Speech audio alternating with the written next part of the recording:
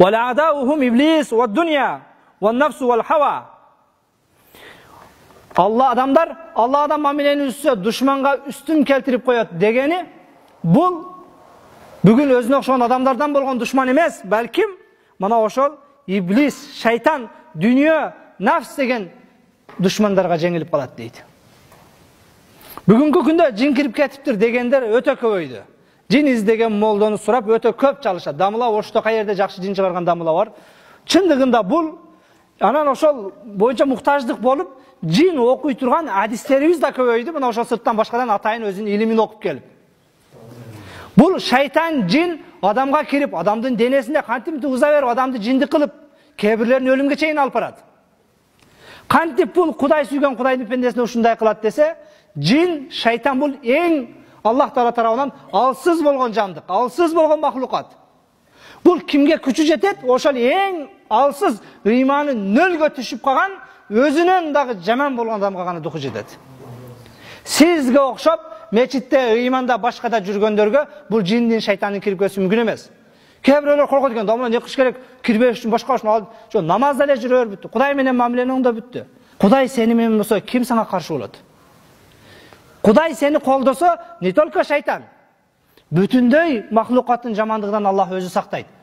Пайгамбар саллаллаху алейхи ва саллям өзүнүн куту хадисинде айткандай, кимде ким багымдатты окуса, фахуа фи зимматилла, ал Аллахтын коргоосунда болот дейт. Ал Аллахтын коргоосунда болот дейт. Демек биз намазды окусак, ал шайтандан дагы башкасынан дагы жараткан Аллах Таала өзү сактайт.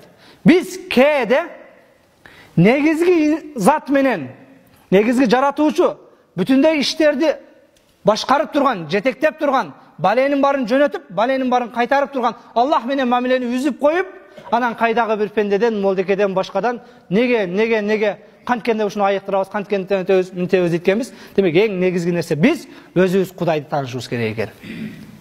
Сиздерге айттым айтпадымбы? Жөнөкөй эле бир мисал. Кээде бир мэр менен, башка менен таанышым болсо, уже башкача болуп калат экен адамдарчы. Bir звонок кылсам, чечет башка кылат, менин ишиме кол коюп берет депчи. 7-нчи этажда таанышым бар деп. Кудай менен тааныш болсоң вообще жеңил чечилбейби? Сен бүгүн менин проблемамды чечет деген жетекчи, сени менен мага окшогон бир камсытымген пенде. Бүгүн чечиши мүмкүн убактылуу. А бирок эртең наоборот болушу мүмкүн. А бирок чыныгы Кудай менен мамилени оңдосок, Аллах Таала түбөлүк мына ошол кутулуу жолун берет экен. Демек, адам күнөөнү кылган учурда Аллах Таала шайтанга салып берет дейт.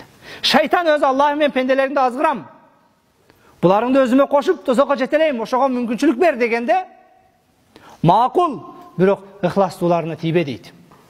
Чыныгы Кудай дегендерге шайтаны да, жини да тие албайт.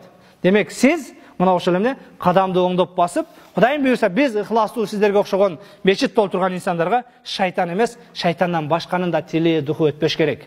Анткени биз эң баарын башкарган, баарына жетекчи болгон, жүрөктөрдү өзгөртүп, жүрөктөргө коркуу дагы, коркпой турган сезим, баатырдык сезимди бере турган, мукаллибал кулуб, жүрөктөрдү жаракемде жалбырактай ары бери оодарган, жараткан Аллах Таала менен мамилеси бар адамдарга эч бир нерсе келип коркунуч да, кайгы да сала албайт.